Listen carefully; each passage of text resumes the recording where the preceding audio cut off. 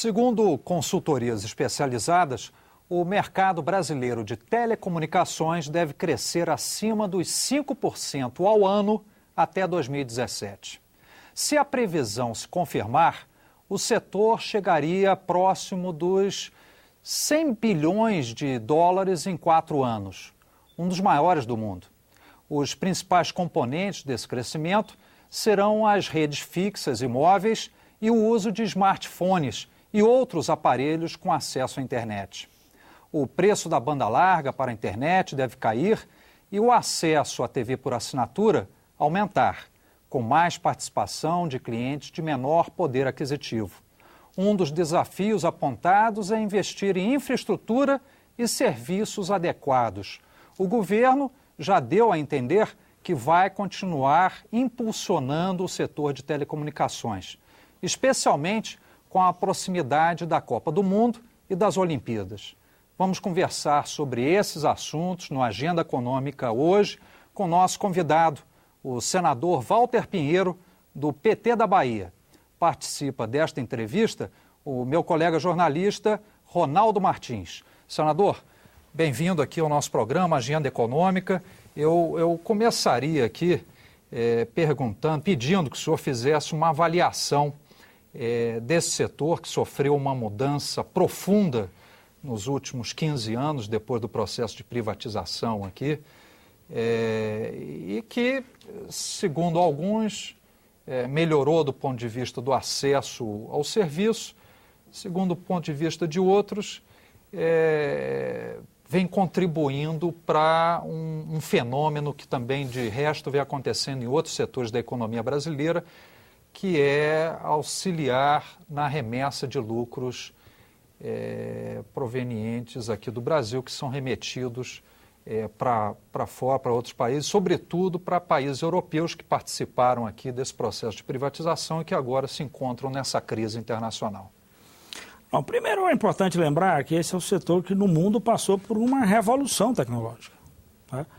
Nós estamos falando de um ambiente de infraestrutura, por exemplo, para o setor continuar crescendo, mas é um ambiente diferente. Não é aquele ambiente que você tinha um investimento em muitas redes fixas, mas é um ambiente que possibilita agora, inclusive, multiplicar os atores.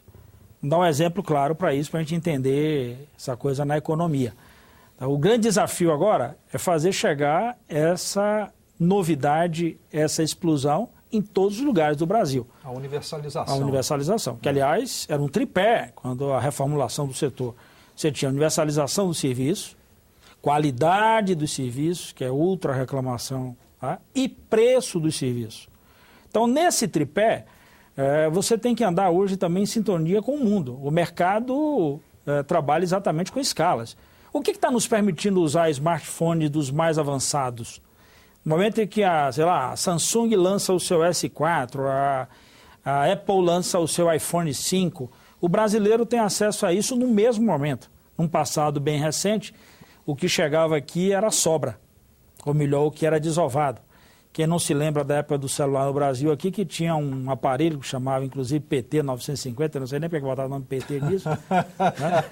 Que era um tijolo. Não cabia numa mão, tinha gente que para carregar, inclusive, até eu botava uma ponchete na cintura para pendurar o celular e tal. Hoje você tem da miniatura até o celular um pouquinho maior, que já substitui até o tablet, quem sabe, até o laptop. Agora, isso precisa sair desse modismo puro e simples e adentrar a vida de cada um. Como assim? Através desse serviço, como é que eu posso levar educação, saúde, segurança, serviço de cidadania, clima, defesa civil? Como é que eu posso usar o celular? Quando se fala em banda larga, o que é banda larga para quem está nos ouvindo? É você aumentar a capacidade de passar dados, informação, voz, até porque telecomunicações não é só voz. Aliás, isso está até sendo cada vez menos utilizado. Se utiliza muito mais hoje baixar um filme, transmitir imagem. Então, essas coisas todas vão ganhando um cenário diferenciado. Aí volto para a escala mundial. Quando é que a gente começou esse primeiro debate? Em 1999, eu era inclusive deputado federal. O Brasil tomou uma decisão de se alinhar na frequência. Que frequência você usa A frequência em telecomunicações é o ouro da Babilônia, que é através dela que tudo se transporta, tudo trafega, tudo anda.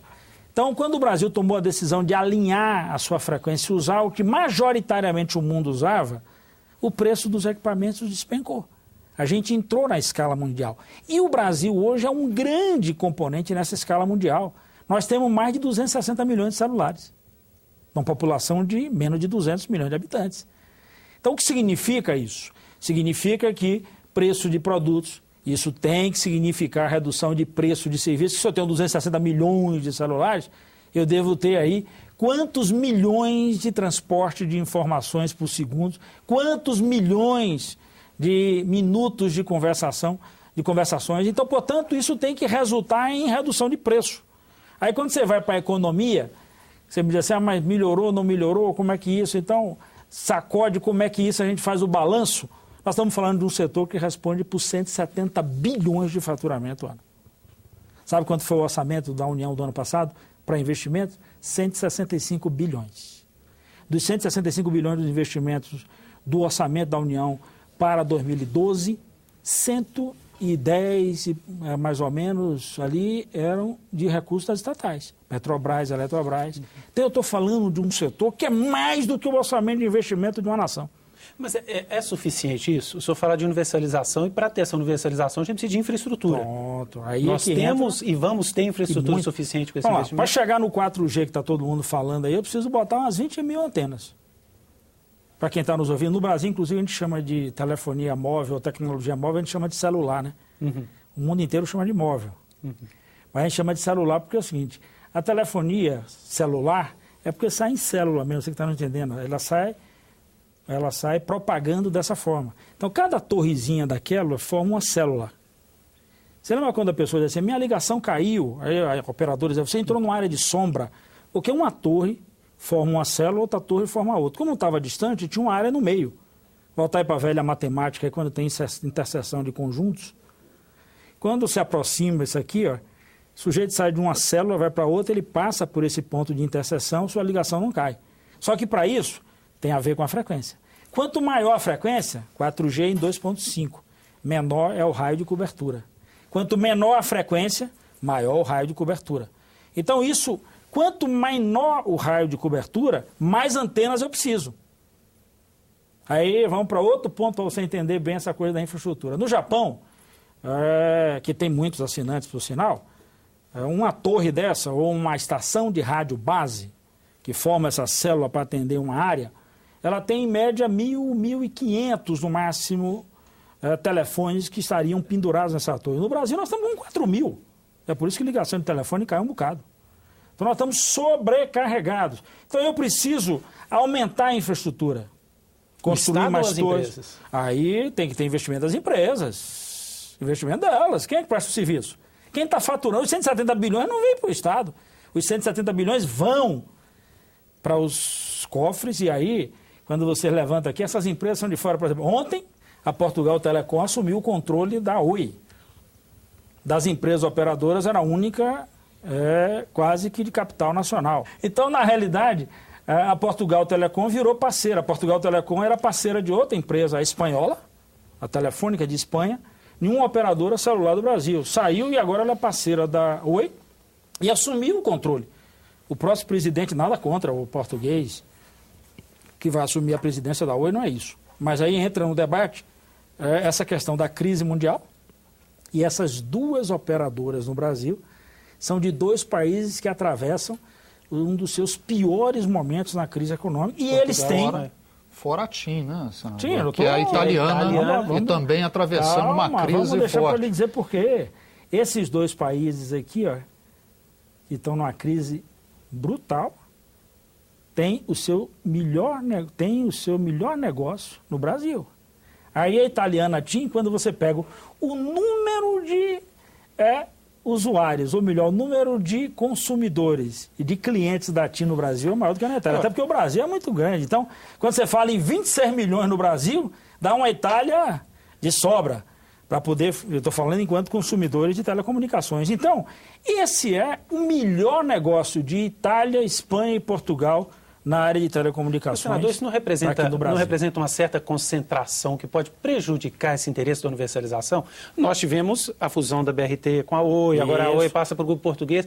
Nós não estamos voltando a ter uma concentração no setor e isso não pode prejudicar a universalização porque diminui a concorrência? Por isso que a gente, desde 97, vem debatendo essa questão. Eu fui também deputado que ajudei a construir a lei geral, emendei toda, apesar de não ter ganho uma, né? Perdi todas, me derrotaram em todas as minhas emendas. Eu fiz mais de 250 emendas aos 250 artigos da Lei Geral de Telecomunicações. Perdeu os 250? Perdi todos eles. Até Luiz Eduardo era o líder do governo na época, me derrotou em tudo. Então, está aí a resposta. Que eu dizia, ó, telecomunicações tem uma tendência a ter monopólio natural. Se a gente não tiver cuidado, ainda que você abra um pouquinho, você tem oligopólios, que é o que nós estamos convivendo hoje. Então, qual é a saída para isso? É o que nós estamos também chamando de entrada da parte da internet. Você tem uma evolução muito grande do uso de dados e do uso da internet. Então, além das operadoras de telecomunicações, nós estamos defendendo que é possível fazer telecomunicações por internet. E daí o fortalecimento da Telebrás, né? O fortalecimento da Telebrás, o fortalecimento de pequenas empresas, o estímulo. Por exemplo, por que a gente não pode estimular o surgimento de pequenas operadoras, de pequenos provedores, principalmente no interior do Brasil? Por que é importante utilizar a frequência de 450 para você expandir essas telecomunicações no Brasil? Por que é importante chegar a serviço? Quando eu falei aqui no início, nós precisamos ver algo que chegue na vida das pessoas. Por que tornar bonito, dizer assim, está aqui, ó, um smartphone, esse smartphone faz de tudo, eu já carrego ele não preciso mais carregar tablet, nem laptop, nem nada disso. Agora, eu quero saber, para além do consumo de um cidadão, como é que isso pode ser utilizado para chegar a serviço? Por exemplo, chegar a imagem de ultrassom para que um especialista que está num ponto bem distante da cidade do interior possa contribuir com a análise na área de saúde. Possa chegar a informação de uma máquina de diálise de um cidadão que está tomando diálise a 200, 300 quilômetros do local onde está o médico.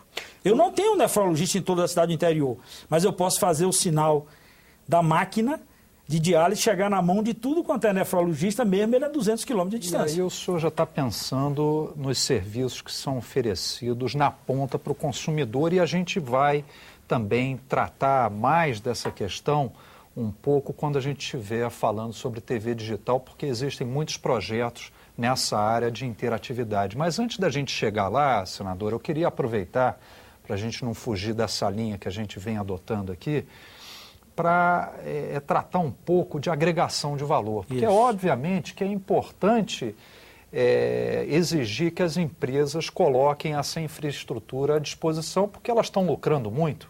Os maiores negócios, como o senhor disse, estão aqui no Brasil. Mas, para além disso, para qualificar esse debate, o senhor vem mostrando aí o seu celular, tem o Samsung, da Apple, o iPhone, mas nada disso é feito no Brasil. Isso. A tecnologia de ponta... O máximo que a gente faz aqui é montar. A parte nobre de todo esse processo, que não é passar um cabo, não é instalar uma antena, mas a parte nobre desse processo, que é fazer o microchip, é o desenho do microchip, é queimar, fazer aqueles discos, né? Isso, o bolachão, como a gente chama. O bolachão, exatamente. Quer dizer, o Brasil está virando o consumidor. Desde que o CPQD da antiga Telebrás também passou para grupos estrangeiros, a gente viu que houve uma redução de pesquisa e desenvolvimento. Isso não é só na indústria de ponta, não, na indústria periférica. Olha só, esse negócio que você está falando do celular, olha que potencialidade nós temos. Você vê que todo mundo, quando compra um celular, o cara tem um negócio de uma capa, uma proteção, um carregador assim, um carregador acolá, uma bateria, tudo isso é suplemento. Aplicativo. Só que eu estou falando ainda por enquanto de equipamento, fora os aplicativos, que são software. Mas olha lá, um mundo de negócios, em torno, eu estou falando de 250 milhões de aparelhos. Você imagina que é 250 milhões de consumidores de uma capa, de consumidores de mais um não sei o quê, aí vai. Você entra numa loja de suplemento de celular que você vai encontrar todo tipo de atrativo para o sujeito consumir. Nem isso nós estamos conseguindo estabelecer uma relação aqui. Então deixa eu voltar para essa questão do CPQD que você tocou, para entender essa política industrial. Como é que funcionava? Eu estou falando inclusive que eu vim desse setor. O CPQD desenvolvia, Você tinha um mercado que era exatamente as operadoras de telecomunicações, 27 espalhadas pelo Brasil. Esse desenvolvimento era baixado enquanto norma pela Telebrás, para que as empresas pudessem usar. E o Brasil estimulava o surgimento de indústria nacional para produzir aqueles equipamentos. Isso. Foi assim que o Brasil conviveu com a Elebra, uma empresa nacional. Sabe o que a Elebra fabricou em decorrência disso? Quem não se lembra daquelas impressoras matriciais, Mônica e Alice? Foi feito pela Elebra. Sabe por quê? Porque a Elebra produzia bastidores, a Elebra produzia links, a Elebra produzia enlace, a Elebra produzia equipamento para aumentar, para atender a demanda do setor de telecomunicações. Então permitiu a indústria se consolidar e inclusive produzir outras coisas no Brasil. Nós perdemos esse cinturão industrial de telecomunicações eletrônicas ali em Campinas, nós perdemos. O telefone público que usava aquele cartão indutivo, que substituiu a ficha, aquilo foi inventado no Brasil. Aquele cartão indutivo, ele funcionava assim, funcionava assado, funcionava de frente, funcionava de fundo. Isso. O mundo inteiro passou a conviver com aquele cartão que foi desenvolvido pelo CPQD, foi produzido aqui, ó. E com aquilo a gente estimulou uma indústria. Com essa nova onda, nós compramos estação de rádio base, nós compramos agora as femtocélulas, que vão substituir a estação de rádio base, que é uma espécie de célula menor, né? Os aparelhos, a essência do aparelho, ou o coração do aparelho, tudo isso vem de fora. Vem de fora. Então você tem montagem de aparelho celular em Manaus e tem montagem de aparelho celular em São Paulo. Então você tem montagem, mas você não tem a essência. Então é importante que a gente dispute esse mercado? Eu quero continuar construindo com fibra ótica, ampliar com estação de rádio base, chegar a serviço, mas eu preciso também ir para outra área. E aí vem a área do software, que essa é uma expertise que a gente tem muito bem. É de brasileiro, inclusive, o software mais importante da TV digital no mundo hoje, chama-se Ginga. Brasileiros aqui, diversas coisas, apresentaram diversos aplicativos para resolver a vida do sujeito no trânsito, para comprar uma pizza, para acessar medicamento, para ter acesso à farmácia. Tudo isso é utilizado nessa rede de telecomunicações. E esse conteúdo vale mais do que fio, vale mais do que equipamento. Além do valor agregado ser muito maior. Senador, vamos continuar nessa questão, inclusive para lhe perguntar se essa guerra está perdida ou não. Porque isso é praticamente uma guerra internacional sem armas, né? As armas estão aqui na mente. E quem se transporta é a informação. Exatamente. Não é a bala. Então a gente continua conversando a respeito desse assunto aqui no Agenda Econômica no próximo bloco. Até já.